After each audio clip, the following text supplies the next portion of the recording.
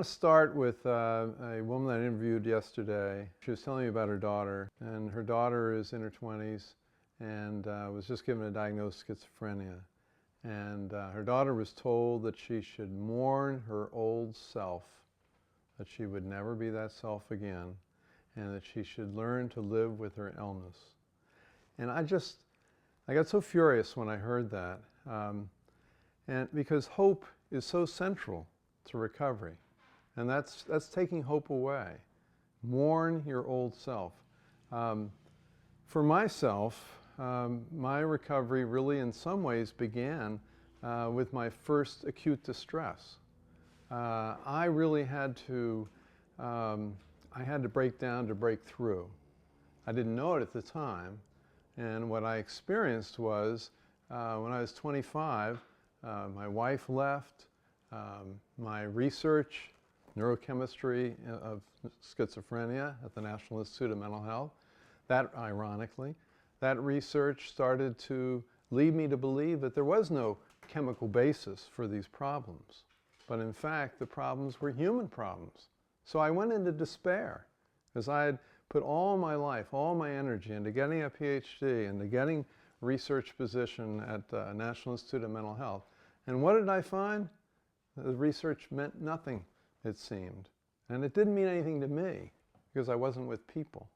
And I was in therapy, and I did psychodrama, group therapy, peer support, lots of different forms of therapy, and they all came up with the conclusion for me that I had to know who people were, and I had to know who I was.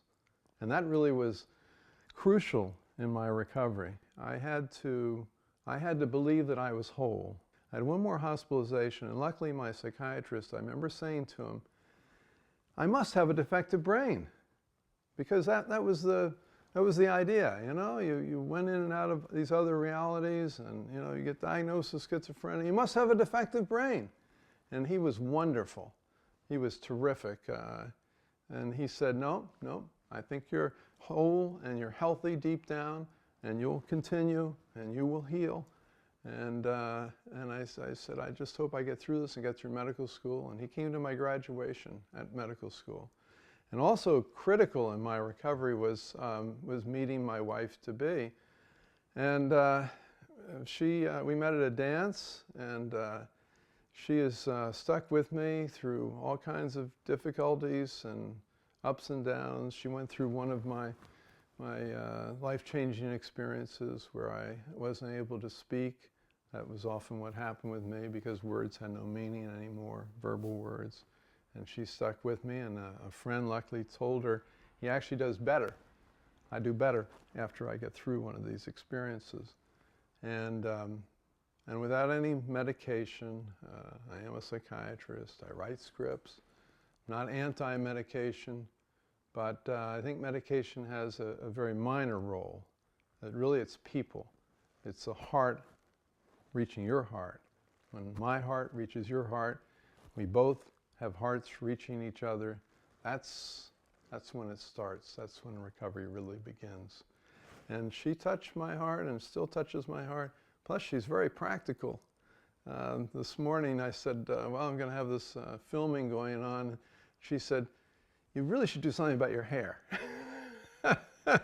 She said, come on, here, let's brush it a little bit over here. And she has always had that practical side. And my daughters do also. And raising my two daughters has been very, very important to my further, not only I've recovered from the diagnosis and label of schizophrenia, but my growth as a human being. And one of them, I have her hand right here behind me, my younger daughter. She said she's unblanking blank spaces. That's what her art does. What I understand her to say now really is that we all need to go beyond labels. We need to go beyond stereotypes, beyond male, female, doctor, lawyer, human being, that we're all human beings together. And my hope for the mental health system is that the mental health system will take that to heart. The mental health system will see that in its training of people that are helping people, that the training will be training from the heart. And the training will be carried out primarily by people who've had lived experience. Those of us that have been there and been through our own life-changing experience, we know what it's like, and we can provide that insight that otherwise a person can't really know. And ultimately, probably only people who've been through severe life-changing experiences that are labeled psychosis or severe psychiatric problems, that we're probably the ones that need to run the system, because we're the ones that really know. We should be in administrative positions. We should be doing the evaluation of the system. We should be doing the training. And we really are the ones to provide the service.